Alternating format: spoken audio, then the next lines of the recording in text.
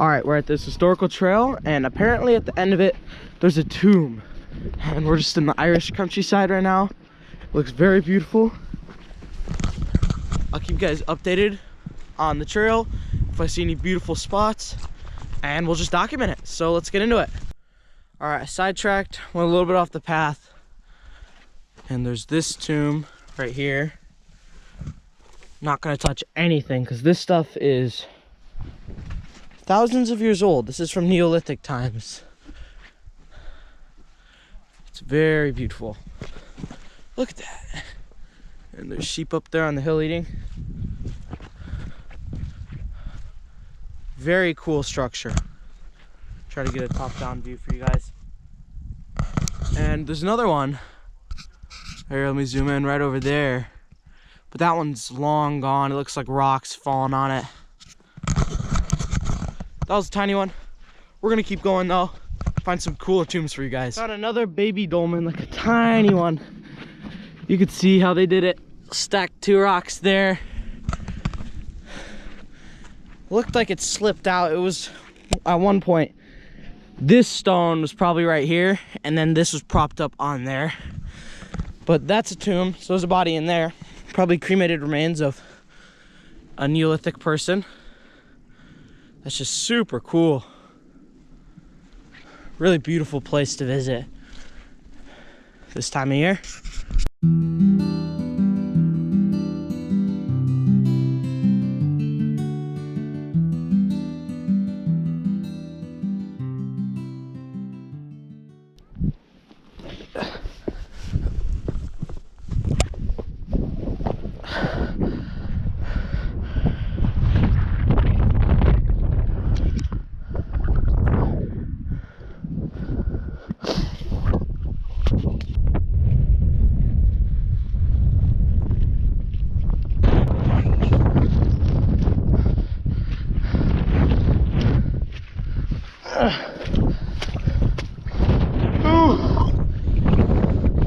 We made it to the mountain. Wow, that's beautiful.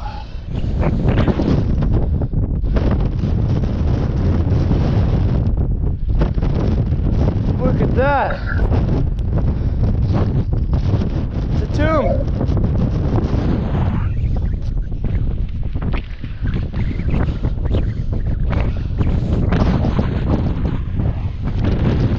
Wow. Another one over there.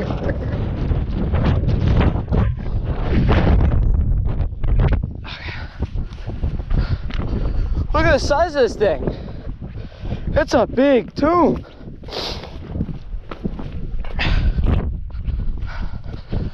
Unfortunately, I'm not allowed to go inside. The signs say no going inside, so I will not be doing that.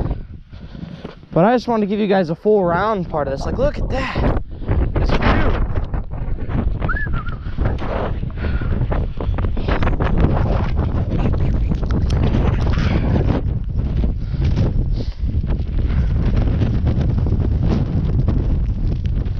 There's the second tomb.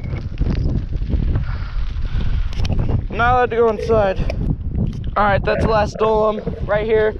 There's the entrance. This one's really massive. Obviously, the person who was buried in this had high regard. And I'll be hiking down the mountain. Back again. And I'll record that too and document it.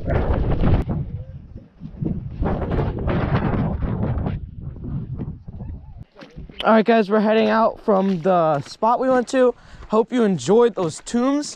And there will be more videos like this in the future. Like more that I'll post about these cool little areas. So stay tuned. Alright guys, we made it to our next destination. We're at the Hill of Slane, and before we explore, I'm going to give you guys a little bit of a rundown.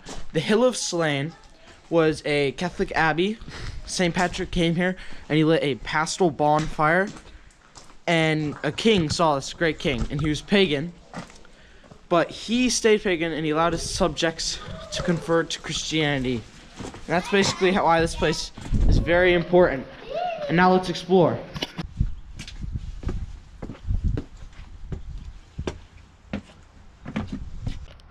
This is a top view of the layout of the Abbey / school.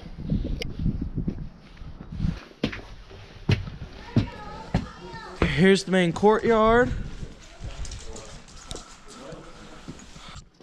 This is the main chapel, and many people had their graves placed here after they passed, just to be closer to God.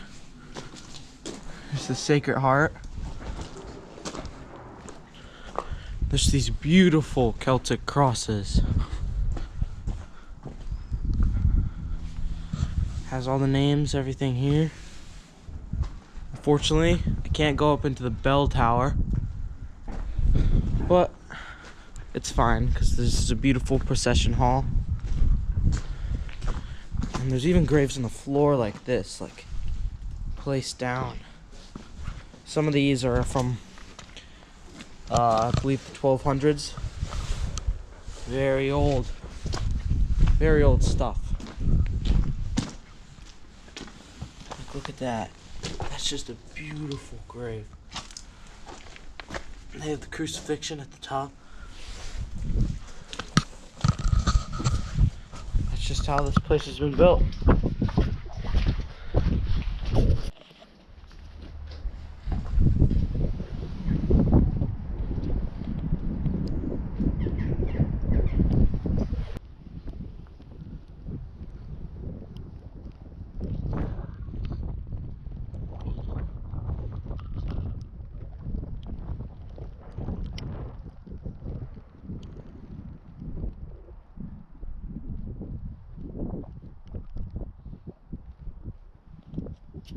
All right, it's heading into the graveyard, and this once was a holy well, but looks like they filled it with stones. That's unfortunate because they do have holy water in there, but not anymore.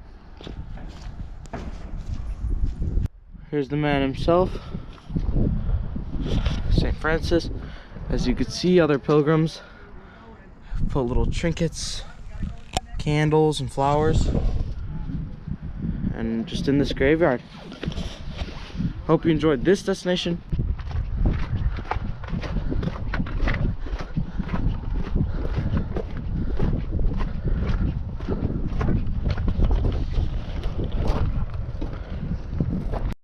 This monastery was founded by Saint Fichin in around 630 AD. It would hold 300 monks and 2,000 students. It was very vulnerable to Viking and Irish attacks due to its wealth, but later there was fortifications built like a gatehouse.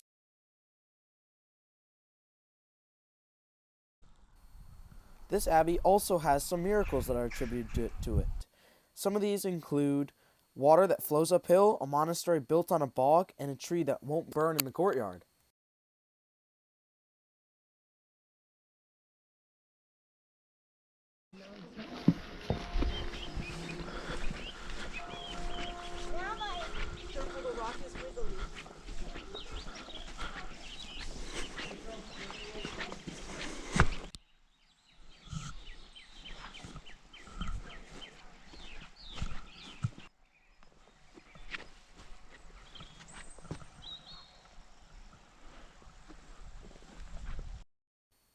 This church across the street on the hillside is called St. Fichin's Church, and it was built to reestablish some of the older timber buildings that were falling apart. This is where you'd receive holy water upon entering the church. As you can see, this is where everyone would sit. It's one of the main halls. Over here is where the altar would be, and these are some of the graves that were pulled up out of the ground so they wouldn't get any more damaged.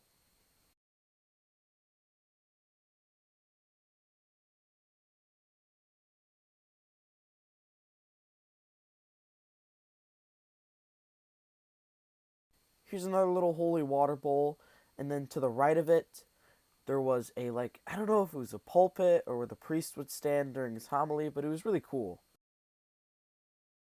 And this is a good forward view of the arches that would hold up the beams of the roof. We're going to head to that church over there.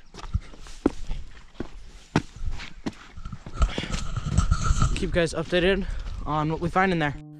This chapel is known as the Anchorite Cell. It was built in the 15th century. This would hold religious recluses or just people who were basically monks, but they would isolate themselves for only prayer. But later it was built on by the Nugent family. And fun fact, by the way, the Nugent family is actually very, very distant related people to my family. And it's now their crypt. And if you look through the windows, you should be able to see there's two large stone slabs that cover the floor, and they have holes in them to pull up open the door of the crypt. But if you were to do that, you would just find all their coffins, and it just serves as a large reminder where everyone will end up one day. And it's just a beautiful building that looks over the hill. And at the bottom of the hill, you can see the Abbey we just explored and the small church we just explored.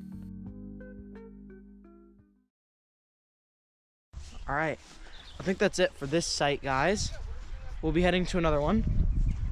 I hope you enjoyed this, because I did, and I had a lot of fun looking at these old abbeys and churches, because they're just beautiful. Finally, we went down to this beautiful little holy well area. You may be wondering what the tree is with all the ribbons.